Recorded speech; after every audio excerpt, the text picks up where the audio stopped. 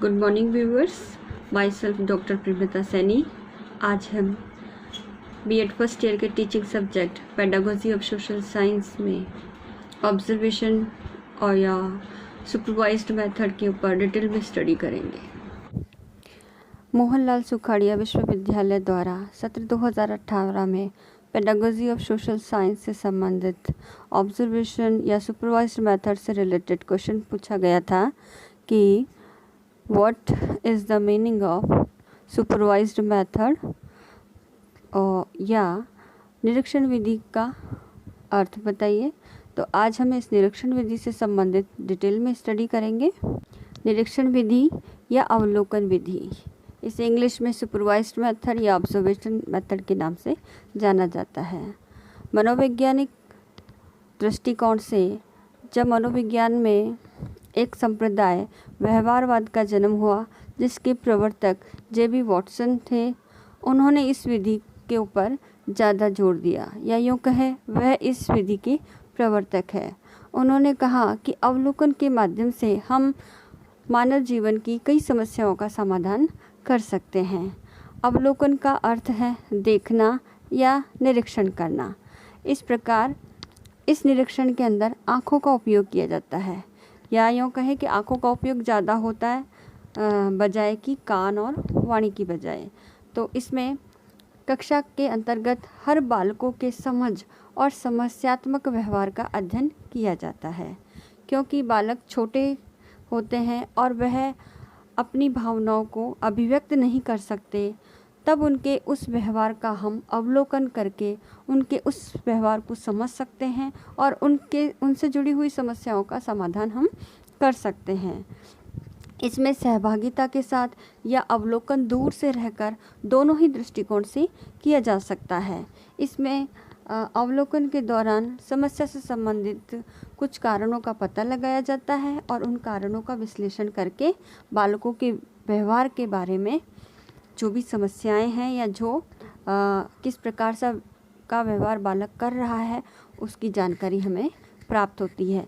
इस प्रकार से अवलोकन विधि में बालक के सामाजिक संबंधों का पता लगा करके उसका सामाजिक विकास किया जाता है।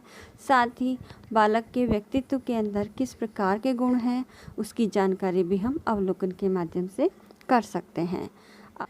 ऑब्जर्वेशन की डेफिनेशन है ऑक्सफोर्ड कंसाइज डिक्शनरी के अनुसार कि अवलोकन का अर्थ है घटनाओं को जैसे वे प्रकृति में होती है, कार्य कारण के संबंध की दृष्टि से तथ्य देखना और उन्हें नोट करना। सेकंड डेफिनेशन है प्रोफेसर गुडे एवं हार्ट के अनुसार कि विज्ञान निरीक्षण से आरंभ होता है, इसे अंतिम रूप में प्रमाणीकरण के लिए निरीक्षण पर ही लौटना पड़ता है। यानी विज्ञान में प्रयोगशाला के अंदर जितनी भी टेस्टिंग होती है, उससे संबंधित फैक्ट्स को हम ऑब्जर्व करते हैं और लास्ट में उनके निष्कर्ष जो भी निकलते हैं उनको भी हम ऑब्जर्वेशन ही लास्ट में करते हैं। इस प्रकार से शुरुआत भी ऑब्जर्वेशन और लास्ट भी ऑब्जर्वेशन ही है। थर्ड डेफिनेशन दी है ए बुल्क के अनुसार। उन्होंने कहा वस्तु तथा घटनाओं और उनकी प्रकृति विशेषताओं, उनके मूर्त संबंधों को समझने और उनके संबंधों के बारे में हमारे मानसिक अनुभवों की प्रत्यक्ष चेतना को जानने की क्रिया ही अवलोकन है। यानी वर्तमान समय में संसार में हर व्यक्ति वस्तुएं में कोई न कोई विशेषताएं विद्यमान है और उन विशेषताओं के आधार पर उनके अंदर कुछ मूर्त संबंध और विशेषताएं भी पाई जाती है, और इन्हीं को समझने और इनके अंतर संबंधों के अंदर कार्य कारण का पता लगाने और उनके जीवन के अनुभवों को जानने के लिए जो प्रत्यक्ष चेतना का यूज़ रिसर्चर करता है, उसे ही अवलोकन कहते हैं। इस प्रकार प्रश्नानुसार हमने अवलोकन का अर्थ बताया, जो 50 शब्दों के अंदर सीमित था। इसमें हम 4-5 पॉइंट विशेषताओं के भी ऐड कर देंगे तो हमारा आंसर सफिशिएंट होगा। अब निरीक्षण की विशेषताएं हैं।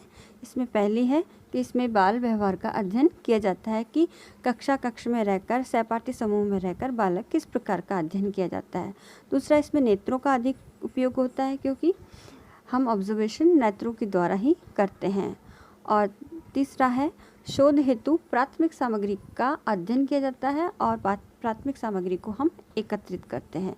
यानी जो भी वास्तविक डेटा है, वास्तविक सिचुएशन से हमें प्राप्त हो रहा है, उसको प्राथमिक डेटा कहते हैं और उसी का ही हम ऑब्जर्वेशन में संकलन करते हैं।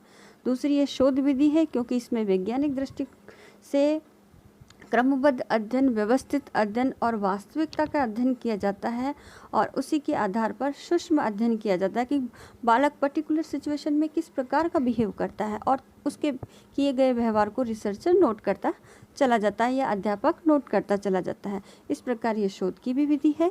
इसमें मानवीय संबंधों का अध्ययन, उसका ज्ञान और उसका विश्लेषण करने में बहुत ही सहायक है। यानी इसमें मानवीय संबंधों को समझने के लिए मानव के जीवन के अपने पूर्व के अनुभव उनके व्यवहार को किस प्रकार से प्रभावित करते हैं, जो उनके अनुभवों से जुड़े होते हैं, वह भी इसमें स्टडी की जाती है। इसमें वस्तुओं और घटनाओं की विशेषताओं की जानकारी होती है।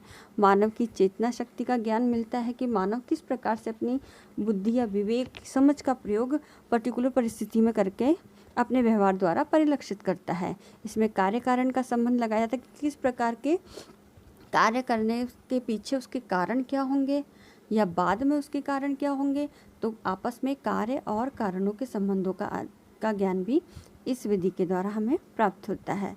नेक्स्ट, इसमें वस्तुओं की प्रकृति का ज्ञान मिलता है कि पर्टिकुलर वस्तुओं का अपना नेचर क्या है और ह्यूमन नेचर के साथ उसका किस प्रकार से बॉन्डिंग होती है, किस प्रकार से वो उसका यूज़ करता है और किस प्रकार से अपने जीवन की दिनचर्या का निर्वाह करता है।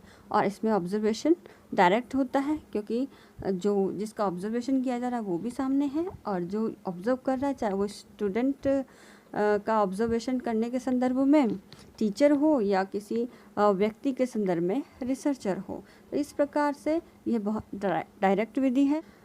निरीक्षण विधि के प्रकार। निरीक्षण विधि के प्रकार में पहला है सरल या अनियंत्रित अध्ययन। इसमें किसी घटना का वास्तविक परिस्थितियों के संदर्भ में अध्ययन किया जाता है, यानी इन परिस्थितियों पर किसी का कोई दबाव या नियंत्रण नहीं होता और कोई भी परिस्थिति हो, रेस्पोंडेंट जिसमें उसमें नेचुरल रूप से अपना बिहेव कर रहा हो, उन परिस्थितियों का अवलोकन करता है और अपनी तरफ से कोई भी उस परिस्थिति पर नियंत्रण स्थापित नहीं करता है। दूसरी विधि है व्यवस्थित निरीक्षण विधि। इसमें व्यवस्थित होने के कारण और नियंत्रित होने के कारण यह पूर्ण रूप से योजनाबद्ध विधि है। इसमें योजना से संबंधित पहले से ही हम पूरी प्लानिंग कर लेते हैं कि किस प्रकार का कार्य करना है, किसका ऑब्जर्वेशन करना है, किस उद्देश्य से ऑब्जर्वेशन करना है, ऑब्जर्वेशन के दौरान हमें किन किन समस्याओं का सामना करना पड़ेगा, साथ ही ऑब्जर्वेशन के दौरान कौन कौन सी परिस्थितियाँ ऐसी आएगी जिसमें हमें पर्टिकुलर साधनों की ज़रूरत पड़ेगी, तो उन सब की पूर्व प्लानिंग और उन संसाधनों को एकत्रीकरण इसमें कर लिया जाता है। साथ ही ऑब्जर्वेशन के दौरान जो कमियां आती हैं उसका हम ऑब्जर्वेशन के दौरान ही निराकरण कर लेते हैं। ये दो प्रकार से होती है। इसमें पहला है स्वयं पर और दूसरी है निरीक्षित योजना पर। तो दो प्रकार से इस प्रकार व्यवस्थित नियंत्रित विधि है, जो स्वयं पर भी नियंत्रण कर सकते हैं और दूसरा जिसके लिए हमने योजना प्लानिंग की है उस पर भी। तीसरी है आयोजित निरीक्षण। आयोजित निरीक्षण का अर्थ हो गया कि पर्टिकुलर किसी विशेष वातावरण को तैयार किया जाता है और उस विशेष वातावरण में उस व्यक्ति या बालक का के व्यवहार का अध्ययन इसमें किया जाता है। किसी विशेष घटना विशेषताओं को जानने के लिए इस आयोजित अध्ययन निरीक्षण विधि का हम प्रयोग कर सकते हैं। साथ ही ये भी पूर्व नियोजित होती है, नियंत्रित होती है और इस नियंत्रित वातावरण में ही, क्योंकि पूरा वातावरण विशेष परिस्थितियों में बनाया जाता है, तो उसमें नियंत्रित निरीक्षण विधि का के माध्यम से हम किसी भी व्यक्ति के व्यवहार का अध्ययन कर सकते हैं। चौथी इसमें सहभागी निरीक्षण विधि है। सहभागी में जो निरीक्षण करता होता है वह व्यक्ति उस समूह का जिसका वो अध्ययन कर रहा है उसी का ही सदस्य होता है और उस समूह के सदस्य को पता नहीं होता कि वह व्यक्ति हमारा निरीक्षण कर रहा है या हमारे व्यवहार को ऑब्जर्व कर रहा है। इस प्रकार वह समूह की सभी क्रियाओं में सामूहिक रूप से भाग लेता है और जिस व्यक्ति का वो अध्ययन कर रहा है वो उस समूह में किस प्रकार का व्यवहार करता है उसको वो नोट करता हुआ चला जाता है। साथ ही जब कभी ये पता चल जाता है कि भाई निरीक्षण करता या जो व्यक्ति समूह में है वो हमारे व्यवहार का ऑब्जर्व कर रहा है, तो जिसका ऑब्जर्व किया जा रहा है वो सचेत हो जाता है और अपने व्यवहार में परिवर्तन कर लेता है। तो इस प्रकार से इस विधि में जितने भी हमें डेटा मिलते हैं वह निष्पक्ष और वस्तुनिष्ठ नहीं होते या वस्तु स्थिति की सही जानकारी हमें नहीं दिलाते। इस प्रकार ये विधि थोड़ी सी, ये जो प्रकार है इस ऑब्जर्वेशन का वो थोड़ा ठीक नहीं है रिसर्च की दृष्टि से। अब नेक्स्ट है इसमें असहभागी निरीक्षण। असहभागी निरीक्षण में शिक्षक और स्टूडेंट या जो रिसर्चर है या जो समूह है उसका आपस में कोई कोरिलेशन, कोई संबंध नहीं होता। दूर से ही या बाहर से ही ऑब्जर्वर या शिक्षक उस कक्षा के समूह के विद्यार्थियों का या व्यक्तियों के समूह का अध्ययन करता है और इसमें निरीक्षणकर्ता और समूह के सदस्यों में आपस में कोई पारस्परिक अंतःक्रिया नहीं होती। परिणाम ये होता है कि इस निरीक्षण के दौरान जितने भी हमें जानकारियाँ मिलती है मानव व्यवहार से रिलेटेड वो सारी निष्पक्ष होती है और साथ ही वस्तुनिष्ठ भी होती है और इस द्वारा प्राप्त हुई समस्त सूचनाएं विश्वसनीय भी होती है, जिसके द्वारा अप्रोप्रिएट निष्कर्ष हम निकाल सकते हैं। तो इस प्रकार ये सारे प्रकार थे जिसके माध्यम से हम निरीक्षण विधि का प्रयोग कर सकते हैं। अब निरीक्षण विधि के स्टेप्स क्या क्या है, हमें किस प्रकार से इसका ऑर्गेनाइज अपने सोशल साइंस सब्जेक्ट में करना है तो वो हम देखेंगे। इसमें पहला है तैयारी करना। तैयारी अर्थात हमें किस बालक की या किस समूह की हमें ऑब्जर्वेशन करनी है उसका पहला ही हमें पता होना चाहिए। साथ ही जिस समस्या से लेकर जो उद्देश्य हमने ऑब्जर्वेशन के निर्धारित करे हैं और उससे संबंधित हमें जो सूचनाएं एकत्रित करनी है उसकी भी पूर्व से हमने प्लानिंग कर लेनी है ताकि हम उस पर्टिकुलर समस्या या पर्टिकुलर बालक के व्यवहार से संबंधित ही तथ्य एकत्रित करें। तो इसकी पूरी प्लानिंग हमें कर लेनी है। साथ ही पूर्व में ही निरीक्षण के दौरान जो भी समस्याएं आएंगी उन समस्याओं का एक प्राकल्पनात्मक समाधान हमें कर लेना है कि अगर ये समस्या आए तो मैं उसको इस प्रकार से समाधान करूँगा। दूसरा स्टेप है बालक का निरीक्षण करना। बालक का निरीक्षण बालक को बताए बगैर करना है ताकि उसका वस्तुनिष्ठ अध्ययन या वस्तु स्थिति पता चल सके। साथ ही उसे स्वाभाविक वातावरण देना है ताकि उसके व्यवहार में स्वाभाविकता बनी रहे। अगर हम उस बच्चे को ज़रा सा भी संदेह हुआ कि इसके ऑब्जर्वेशन किया जा रहा है तो वो अपने व्यवहार में परिवर्तन कर लेगा, इसलिए स्वाभाविक रूप से उससे संपर्क भी बनाना है और उसके व्यवहार का अध्ययन भी करना है। थर्ड है निरीक्षण कार्य का विश्लेषण और उसकी व्याख्या करना।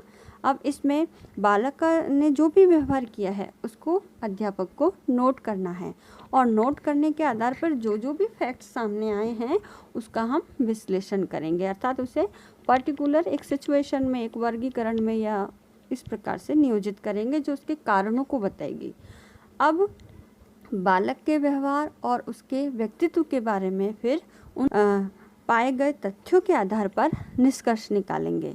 और लास्ट स्टेप का सामान्यीकरण करना। सामान्यीकरण मनोवैज्ञानिक विश्लेषण के दौरान हमने जो भी डाटा बच्चों के व्यवहार से रिलेटेड एकत्रित किया है उस तथ्यों के आधार पर हम कुछ सर्वमान्य नियम बनाएंगे जो सभी के लिए एक समान लागू होंगे और उस आधार पर हम पर्टिकुलर एक निष्कर्ष ऐसा निकालेंगे कि पर्टिकुलर किसी इस प्रकार की सिचुएशन में बालकों में सामान्य रूप से इस प्रकार का व्यवहार पाया जाता है या पर्टिकुलर एक अवस्था में बालक एक सामान्य व्यवहार ही करते हैं। तो इस प्रकार से हम हमारे द्वारा अवलोकन के माध्यम से जो इम्पॉर्टेंट सूचनाएं आई है उसको हम सामान्यीकरण यानी सब पे लागू करते हैं। तो ये कुछ स्टेप्स थे जो हमें as a social science teacher के रूप में अप्लाई करने चाहिए। अब आगे इसमें निरीक्षण विधि का महत्व या गुण या लाभ है वो इस प्रकार है कि यह एक सरल विधि है, यानी इसको करने का लिए ज़्यादा मेहनत या ज़्यादा एफर्ट्स नहीं लगाने पड़ते।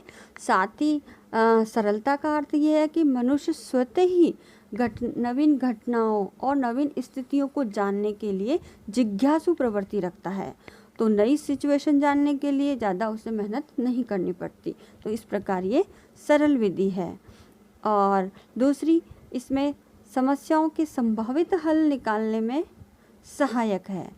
दूसरी इसकी इम्पोर्टेंस है कि जो भी हम निरीक्षण कर रहे हैं कभी कभी उस निरीक्षण के दौरान ही हमें पता चल जाता है कि इस समस्या का ये भावी समाधान होगा या इस प्रकार का बालक का व्यवहार होगा जो उसकी पर्सनैलिटी में इस प्रकार के गुणों को परिलक्षित करेगा। साथ ही तीसरी है इसमें अधिक यथार्थता, यानी इसमें वास्तविक परिस्थितियों में अध्ययन किया जाता है। तो वास्तविक परिस्थितियों में अध्ययन करने पर जो भी हमें डेटा प्राप्त हो रहे हैं वो वास्तविक होते हैं, सत्य होते हैं, विश्वसनीय होते हैं। उनके आधार पर जो भी परिणाम आते हैं सब उस पर विश्वास कर सकते हैं।